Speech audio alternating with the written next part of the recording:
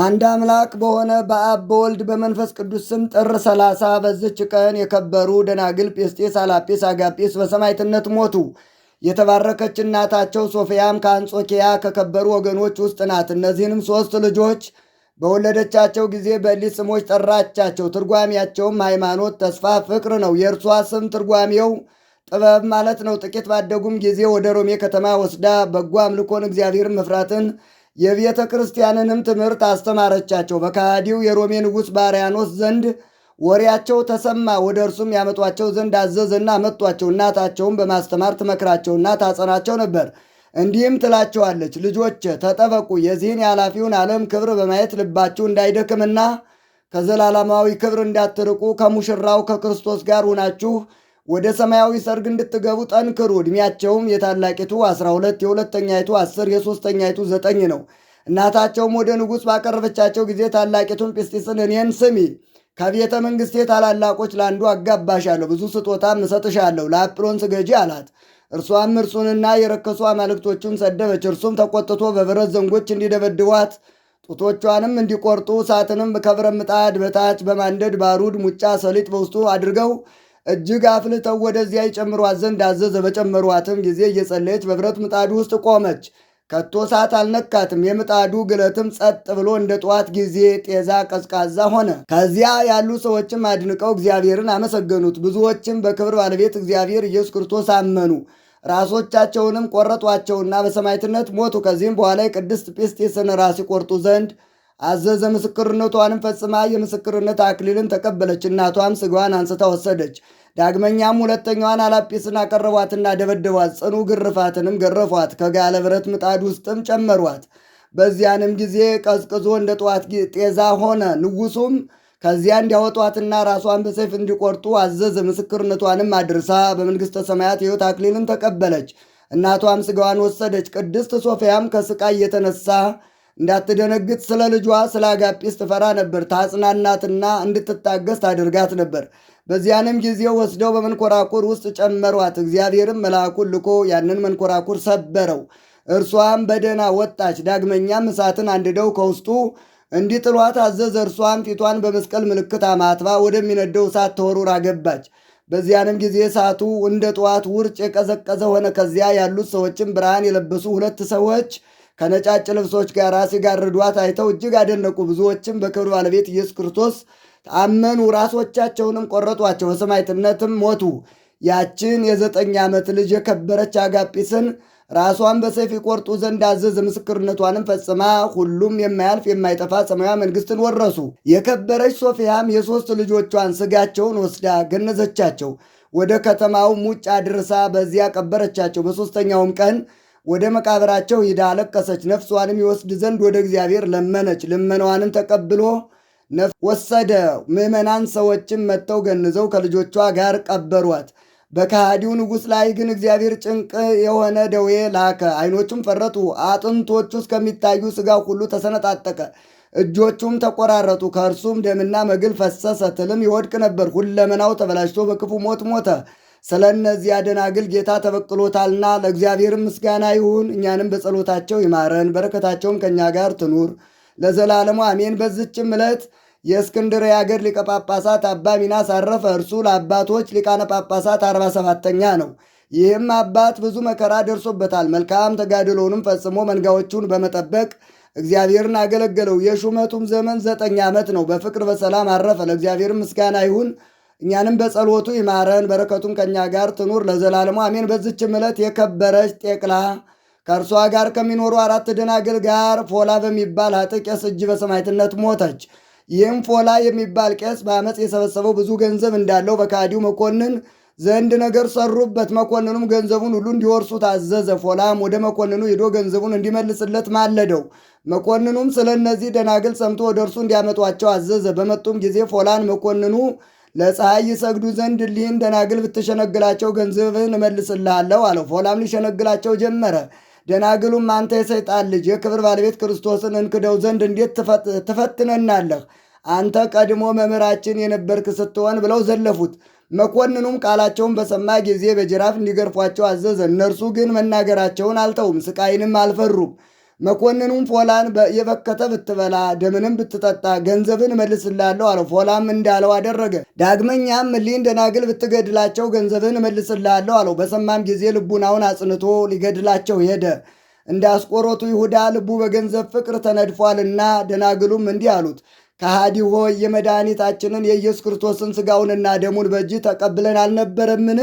ስለ ገንዘብ ፍቅር እኛን የክርስቶስን በጎች ታጠፋን ዘንድ እንዴት መጣህ? እንዲህም እያሉ ሰልፍ እንደ ተማረ አርበኛ ሰው በሰይፍ ራሶቻቸውን ቆረጠ። መኮንኑም የፎላን ብልሽትነት ድንቁርና አይቶ በሰይፍ ገደለው። ነፍሱንም ገንዘቡንም ሃይማኖቱንም አጣ። የደናግሉም ስማቸው ጤቅላ፣ ማርያ፣ ማርታ፣ አመታ፣ አበያ ነው። ለእግዚአብሔር ምስጋና ይሁን፣ እኛንም በጸሎታቸው ይማረን፣ በረከታቸውም ከእኛ ጋር ይኑር ለዘላለሙ አሜን። በዝችም ቀን ስሙ መርቀያኖስ የሚባል ለጣዖት የሚሰግድ የሮም ንጉሥ ልጅ የከበረች ወርኒ በሰማዕትነት አረፈች። የዝችም ቅድስት እናቷ ክርስቲያናዊት ናት። አባቷም እልፍኝ ሰርቶላት በወርቅና በብር ልብሶች ካጌጡ 12 ደናግል ጋር ወደዚህ አስገባት። ከልጁ ጋር ይሰግዱላቸው ዘንድ 17 ጣዖታትን አመጣላቸው። በላይዋም በሩን ዘጋ። በዚያም 7 ዓመት ከ6 ወር ኖረች። በአንዲትም ዕለት ዓይኖቿን ወደ ምስራቅ ቀና ባደረገች ጊዜ ርግብን አየች። በአፏም የዘይት ቅጠል ይዛ ነበር። ከማዕዷም ላይ ጥላው ወጣች። ዳግመኛም ወደ ምዕራብ ስትመለከት ቁራ መጣ። በአፉም ከይሲ ይዞ ነበር። ከማዕዷም ላይ ጥሎት ወጣ። አደነቀችም። በዚያንም ጊዜ አባቷ የሰጣት መምህሯ መጣ። ያንንም ራእይ አወራችለት። እርሱም ሲተረጉምላት ርግብ የጥበብ ነገር ነው። የዘይቱም ቅርንጫፍ በጥምቀት የሚገኝ ክብር ነው። ቁራም ንጉሥ ነው። ከይሲውም መከራ ነው። አንቺም በርች ጠንክሪ፣ በክርስቶስ ስም መከራ ትቀበይ ዘንድ አለሽና የሕይወት አክሊልንም ትቀበያለሽ አላት። ከዚህም በኋላ ባደገች ጊዜ አባቷና እናቷ ወደ እርሷ ወጥተው ስለ ጋብቻ ተናገሯት። የከበረች ወርኒም እስከ 7 ቀን ታገሱኝ አለቻቸው። ከዚህም በኋላ እርሱ የመረጠውን መንገድ ይመራት ዘንድ ወደ እግዚአብሔር ጸለየች። የእግዚአብሔርን መልአክ መጥቶ በርቺ፣ ኃይልንም ልበሽ፣ ሐዋርያው ጢሞቴዎስ ወደ አንቺ መጥቶ የወንጌልን ትእዛዝ ያስተምርሻል አላት። ወዲያውኑ ጢሞቴዎስ መጥቶ የቤቷን ግድግዳ ሰንጥቆ ወደ እርሷ ገባ። ሁሉንም አስተማራት። ከበታቹም ውሃ ፈለቀ። በውሃውም ላይ ጸለየና በአብ በወልድ በመንፈስ ቅዱስ ስም አጠመቃትና ከእርሷ ዘንድ ሄደ። በዚያንም ጊዜ ቅድስት ወርኒ ተነስታ የአባቷን ጣዖቶች ሰበረች። አባቷና እናቷን በመጡ ጊዜ እንደ ቀድሞው ስለ ጋብቻ ተናገሯት። እርሷም እኔስ ለሰማያዊ ሙሽራ ኢየሱስ ክርስቶስ ተጠርቻለሁ፣ በስሙም ተጠምቄአለሁ አለቻቸው። ንጉሡ አባቷም የልጁን ነገር በሰማ ጊዜ ታላቅ ቁጣን ተመላ። ከአዳራሿም እየጎተተ አወረዳት። እናቷም እያለቀሰች በራሷ ላይ አመድ እየነሰነሰች ተከተላን ነበር። በሰንሰለት ታስረው የሚቀለቡ 4 ፈረሶችን አምጥተው ከጅራታቸው ላይ ቅድስት ወርኒን በራሷ ጠጉር አስረው እንዲያስጎትቷት ንጉሥ አባቷ አዘዘ። አንዱ ፈረስም ሰንሰለቱን በጥሶ ሲያመልጥ የንጉሡን ቀኝ እጅ ቆረጠውና ወዲያውኑ ወድቆ ሞተ። የከበረች ወርኒም ተነስታ ጸሎት አደረገችና ንጉሥ አባቷን ከሞት አስነሳችው። የተቆረጠ እጁንም እንደ ቀድሞ መለሰችው። ሕዝቡም ይህን ድንቅ ሥራ አይተው ከንጉሥ አባቷ ጋር በክብር ባለቤት ጌታችን ኢየሱስ ክርስቶስ አመኑ። በእጆቿም 30,000 ሰዎች ተጠመቁ። ንጉሥ ዳኪዎስም ሰምቶ ወደዚህ አገር ገባ። የከበረች ወርኒንም ይዞ በራሷ ጠጉር ይሰቅሏት ዘንድ አዘዘ። ዳግመኛም እባቦችና ጊንጦች ወደ ተመሉበት ጉድጓድ እንዲጨምሯት አዘዘ። በጨመሯትም ጊዜ ሁሉም በእግዚአብሔር ኃይል ሞቱ። ዳግመኛ በመጋዝ እንዲሰነጥቋት አዘዘ። መጋዙም ተሰበረ። ንጉሡም ሞተ። የዳኪዎስም ልጅ ሰምቶ መጣ።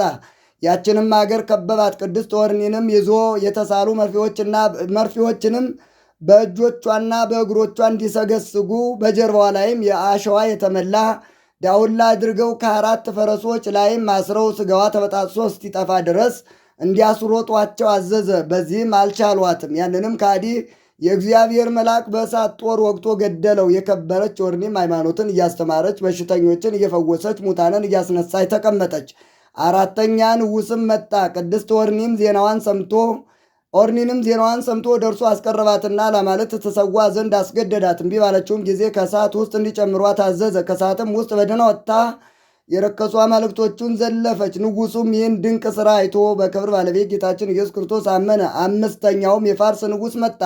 የከበረች ወርኒንም ይዞ በእጁ በያዘው ጦር ወጋትና ሞተች። ከእግዚአብሔርም የታዘዘ መልአክ መጥቶ ከሞት አስነሳት። በክብር ባለቤትም በክርስቶስ ስም እያስተማረች ወደ ከተማ ውስጥ ገባች። ከጥቂት ቀኖችም በኋላ ተድላ ደስታ ወዳለበት ገነት ተነጥቃ ወጣች። ለእግዚአብሔርም ምስጋና ይሁን። እኛንም በጸሎቷ ይማረን፣ በረከቷም ከእኛ ጋር ይኑር ለዘላለሙ አሜን። በዝችም ቀን የመለኮትን ነገር የሚናገር የጎርጎርዮስ መታሰቢያው ነው። በረከቱም ከእኛ ጋር ትኑር። ለእግዚአብሔር ምስጋና ይሁን። በዝችም ዕለት ተጋዳይ የሆነ መነኮስ የከበረ አክርስጥሮስ አረፈ። ይህም አባት በዮርዳኖስ ገዳም የሚኖር ነበር። ከመነኮሳቱም አንዱ እየሰገደ እንዲህ ብሎ ጠየቀው። አባቴ አክርስጥሮስ ሆይ ከእኔ ጋር ፍቅርን አድርግ፣ እጠቀምበትም ዘንድ ስራን ሁሉ ንገረኝ አለው። ሽማግሌው አክርስጥሮስም እንዲህ ብሎ መለሰለት። ልጄ ሆይ ጎልማሳ ሁኜ ሳለ በመነኮስኩ ጊዜ በዚያ ጸልይ ዘንድ በሌሊት ወደ ቅዱስ ቴዎድሮስ መቅደስ ይሄድ ነበር። 12 ደረጃዎችም አሏት። በእያንዳንዱ ደረጃ መቶ ስግደቶችን እሰግዳለሁ። ደወልንም በሚደውሉ ጊዜ ወደ ቤተ ክርስቲያን በመግባት ከወንድሞች ጋር የማኅበሩን ጸሎት ሥራ ተፈጽማለሁ። እንዲሁም በማድረግ 10 ዓመት ኖርኩ። ከሌሊቶችም በአንዲቱ የተለመደ ጸሎቴን ከፈጸምኩ በኋላ ልቡናዬ በተመስጦ ተማረከ። ነጫጭ ልብሶችን የለበሱ 2 ሰዎች መቅረዞችን ሲያበሩ እኩሌቶቹ ሲበሩ እኩሌቶቹ ሲጠፉ አየሁ። እኔም ይህ ሥራ ምንድን ነው አልኳቸው። እነዚህም አባቶች ባልንጀራውን የሚወድ መቅረዙ ይበራለታል አሉኝ። እኔም ደግሜ መቅረዝ የቱ ነው አልኳቸው። እነርሱም ሂድ ከወንድሞች ጋር ተፋቀር፣ እኛ እናበራልሃለን አሉ። በነቃውም ጊዜ ማንንም አላገኘውም። ከዚህም በኋላ አባ ክርስጥሮስ ብቻውን ወደ ደብረ ሲና ሂዶ በዚያ እየተጋደለ 50 ዓመት ኖረ። ወደ እርሱም እንዲህ የሚል ቃል መጣ። ከአባቶች ጋር ትኖር ዘንድ ወደ ገዳምህ ተመለስ። ከዚህም በኋላ በተመለሰ ጊዜ በሰላም አረፈ። ለእግዚአብሔርም ምስጋና ይሁን፣ እኛንም በጸሎቱ ይማረን፣ በረከቱም ከእኛ ጋር ትኑር ለዘላለሙ አሜን። በዝችም ዕለት የቅድስት ኦርኒ ማኅበር የሆኑ 13,000 ሰዎች በሰማዕትነት ሞቱ።